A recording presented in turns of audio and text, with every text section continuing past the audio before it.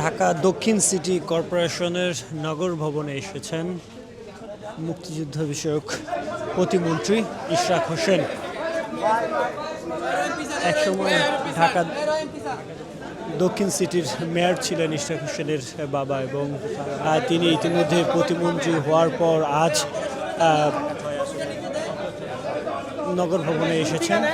নতুন যে প্রশাসক রয়েছেন ঢাকা দক্ষিণ সিটি কর্পোরেশনের, তার সাথে সাক্ষাৎ করতেই মূলত তার এই আশা, এবং সেই চিত্র আপনাদের দেখানোর চেষ্টা করছি। এই মুহূর্তে ঢাকা দক্ষিণ সিটি কর্পোরেশনের নগর ভবনে এসেছেন নতুন প্রশাসকের সঙ্গে সাক্ষাৎ করতে ইশরাক হোসেন।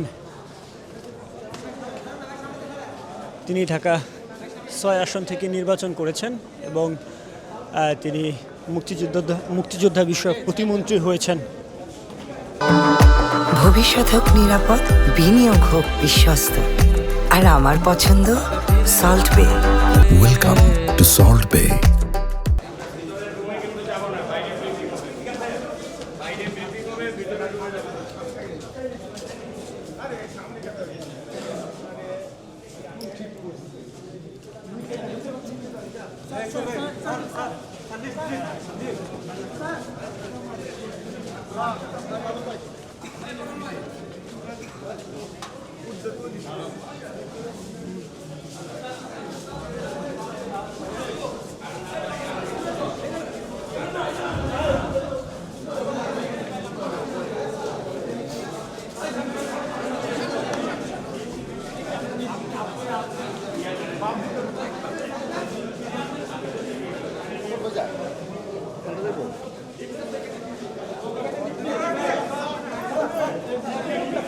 ঢাকা দক্ষিণ সিটির যিনি নবনিযুক্ত প্রশাসক আব্দুস সালামের সাথে সাক্ষাৎ করতে এই মুহূর্তে নগর ভবনে এসেছেন ইশরাক হোসেন।